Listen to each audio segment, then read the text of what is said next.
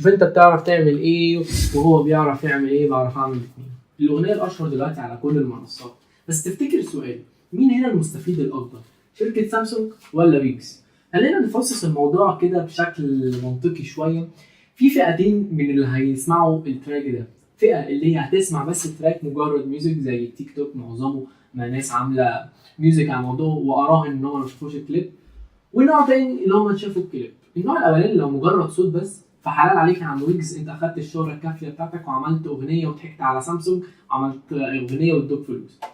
ولكن في الحاله الثانيه ان هم يكونوا سمعوا الفيديو او شافوا الفيديو وسمعوا الميوزك، وساعتها المستفيد الاكبر هي شركه سامسونج، لانها هتكون سوقت التليفون بتاعها عن طريق دعايه حلوه جدا واغنيه حلوه جدا، واغنيه معلمه طلعت ترند بقالها فتره. تنسيش كده في تليفون ولا حاجه، يعني واحد عايز يجرب كام تليفون برضو كده.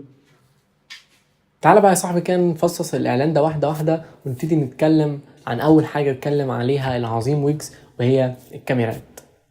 اول حاجه هنتكلم احنا عن التليفون الاي 25 والاي 35. الاي 25 الكاميرات بتاعته هي الاي 35 ما عدا الماكرو، يعني الكاميرا الاساسيه 50 ميجا بكسل والكاميرا الوايد انجل 8 ميجا بكسل في الحالتين، ولكن الماكرو بتختلف معاها، وهي في ال 25 2 ميجا بكسل، ولكن في ال 35 علوها شويه خلوها 5 ميجا بكسل.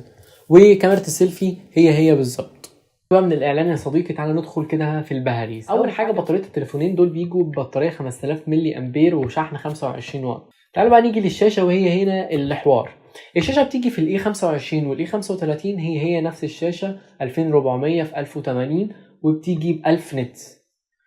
فاكر في 2019 كده 2020 ظهر كده تليفون، يلا المهم التليفون ده كان 800 نت، وكان بيوصل في البيك برايتنس في الشمس 1200 نت، بس كان بيوصل كده دقيقة او بتاع، يلا مش مشكلة. المهم التليفون ده كان ب 30000 جنيه، يعني اللي هو الايفون 12 برو ماكس. بس تجيبوا السيرة بس قبل اللي انا قلت لكم.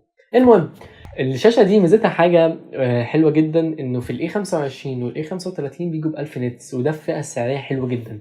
حاجة كمان مهمة انه في الاي 35 الشاشة بصراحة افضل بكتير جدا، لان هم خلوا النوتش والحاجات دي تصغر، خلوا الحواف تصغر بتاعت الشاشة كلها، وبقت شاشة حرفيا بدون حواف بنسبة مثلا 90%، فشايفة افضل بكتير على عكس الاي 25 في حواف كبيرة شوية. في بس ملحوظة عملتها شركة سامسونج صايعة شوية، وهي انه خلت في الاي 25 والاي 35 رغم ان هي نفس الريزوليوشن، بس خلوا في حاجة اللي هي عملوا ايه، عملوا في الاي 25 مثلا على اليوتيوب اعلى ريزوليوشن ليك هو 1080، ولكن لو جيت على الاي 35 رغم ان هو نفس الريزوليوشن، يعني هي مساله سوفت وير بحت، خلوا في الاي 35 توصل ل 4K و HDR كمان.